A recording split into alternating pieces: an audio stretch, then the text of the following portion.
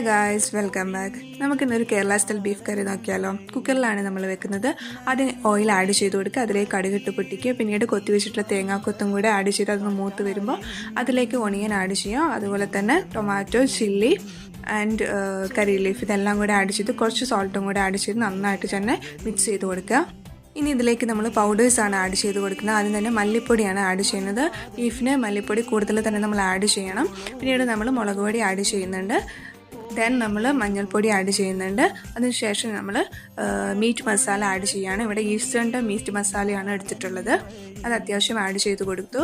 പിന്നീട് നമ്മൾ ബീഫും കൂടെ ആഡ് ചെയ്ത് അതിലേക്ക് കുറച്ച് സോൾട്ടും കൂടെ ഇട്ടു. പിന്നീട് നമ്മൾ അതിലേക്ക് പെപ്പർ പൗഡറും കൂടെ ആഡ് ചെയ്തു.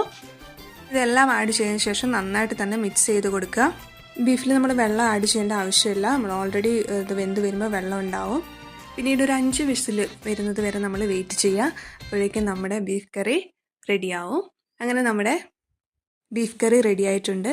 അപ്പോൾ ചോറും കൂട്ടി ഒരു പിടി പിടിക്കാമെന്ന് വിചാരിച്ചു. അപ്പോൾ നിങ്ങളിത് ട്രൈ ചെയ്യുക. അടുത്ത വീഡിയോയിൽ കാണാം. Bye guys.